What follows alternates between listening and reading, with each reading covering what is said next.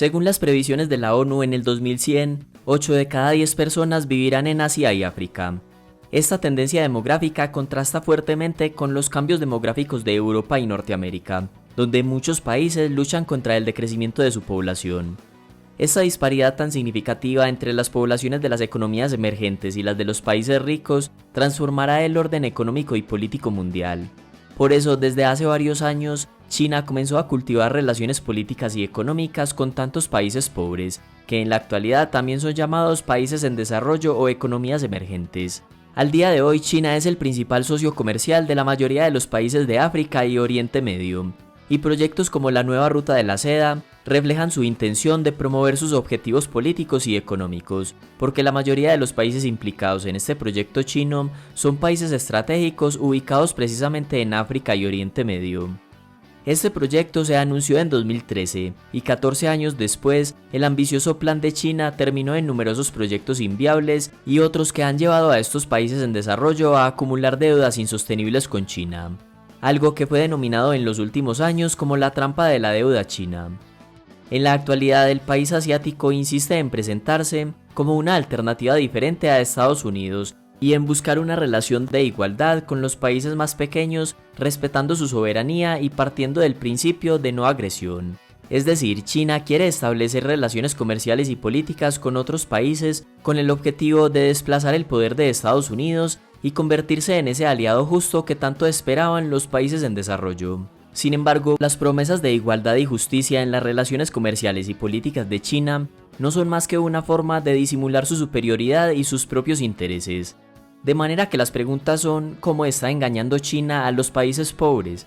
¿Y cuál es el verdadero interés de China estableciendo estas relaciones políticas y comerciales?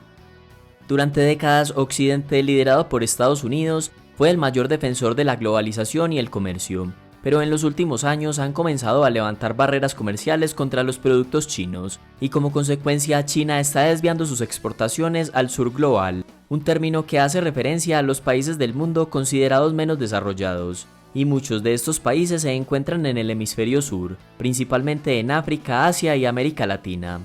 Según la revista The Economist, las empresas chinas se están expandiendo al sur global a una velocidad sorprendente.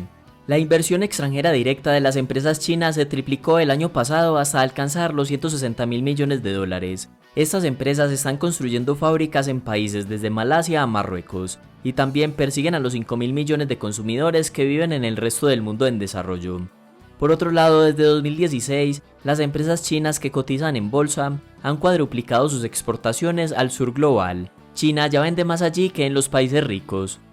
Ahora bien, se podría decir que China tiene dos principales objetivos, ya sean directos o indirectos, con este aumento de la inversión y de las exportaciones al sur global. Primero, que los países en desarrollo tengan una mayor dependencia por los productos chinos, y segundo, lograr mayor legitimidad en la escena mundial y aumentar su apoyo en asuntos como su conflicto con Taiwán.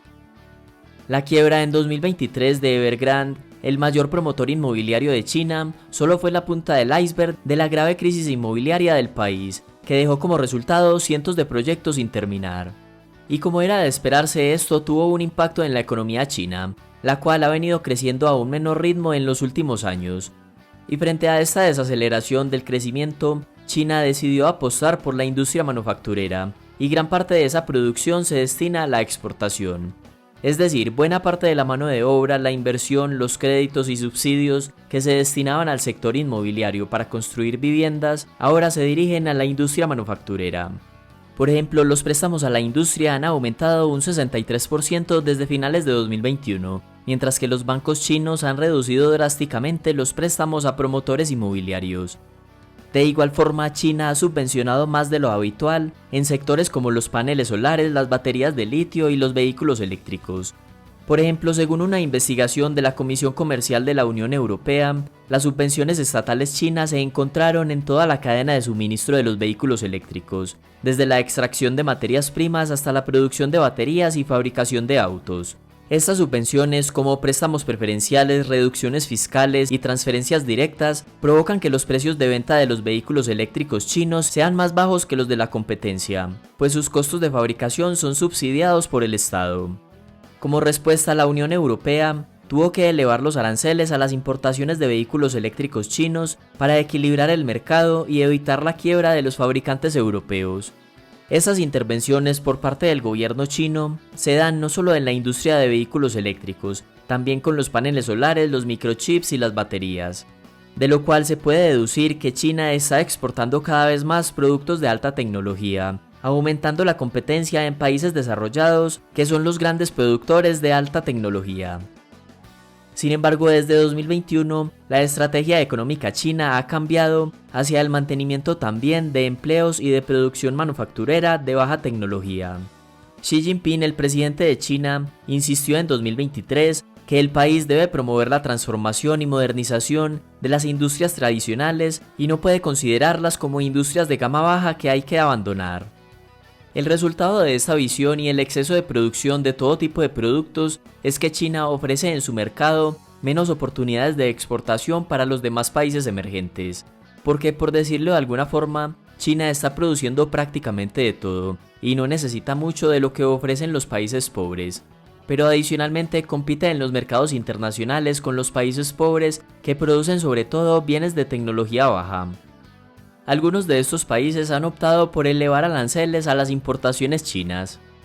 Por ejemplo, Brasil estableció un impuesto del 25% a las importaciones de productos siderúrgicos. En Chile, una empresa minera anunció el cierre de su gigantesca acería de Huachipato en el centro del país, con la pérdida de unos 2.200 puestos de trabajo. La empresa dijo que no podía competir con el metal chino de bajo precio. Turquía ha aumentado los aranceles sobre los vehículos eléctricos chinos.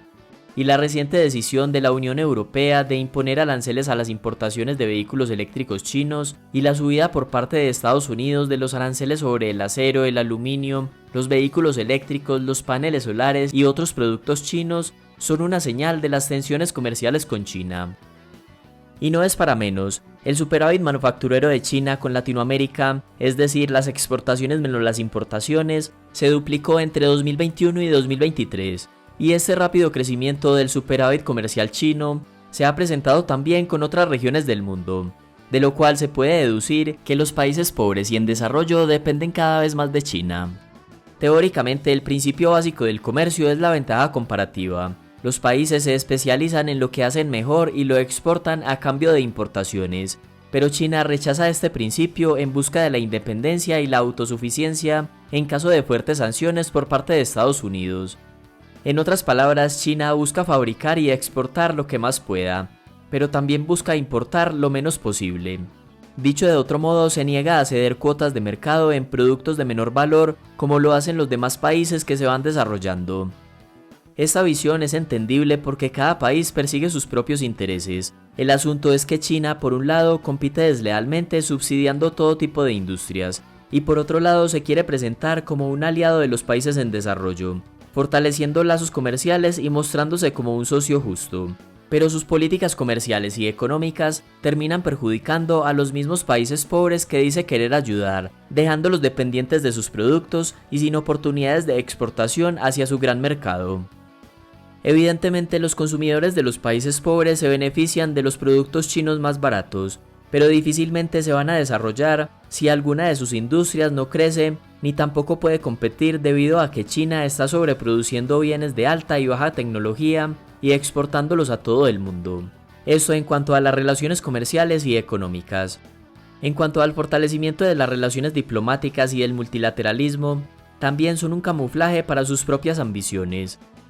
En un discurso de 2024, el líder chino Xi Jinping dijo: "Nunca tomaremos el camino trillado del saqueo colonial, ni el camino equivocado de buscar la hegemonía cuando uno se hace fuerte".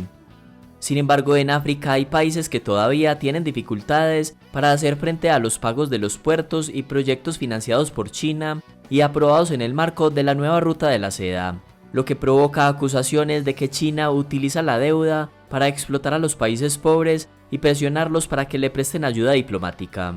En otros casos surgen acusaciones de que cuando estos países no pueden pagar sus deudas, las empresas chinas se quedan con activos estratégicos o adquieren el derecho a explotar sus recursos naturales.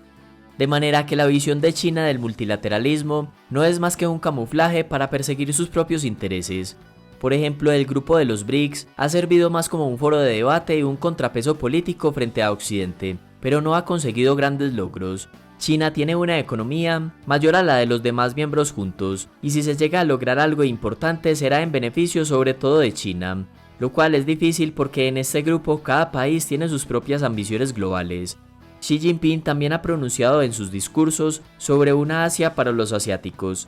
Sin embargo, China lleva años construyendo islas artificiales con fines económicos y geopolíticos por fuera de sus 200 millas que componen la zona económica de cada país. Es decir, las está construyendo a pesar de que está infringiendo las leyes internacionales y a pesar de que está invadiendo la zona marítima de países como Filipinas, Vietnam y Brunei. De manera que China quiere establecer lazos diplomáticos y comerciales con numerosos países para demostrar una nueva multipolaridad que contraste con el dominio estadounidense. Pero en el fondo China sigue desconfiando de la mayoría de los países del mundo con excepción de unos pocos casos, y en realidad mantiene una relación marcadamente asimétrica con la mayoría de los países pobres y en desarrollo, incluso con Rusia que se supone que es un aliado. Hasta acá el video y muchas gracias por llegar al final.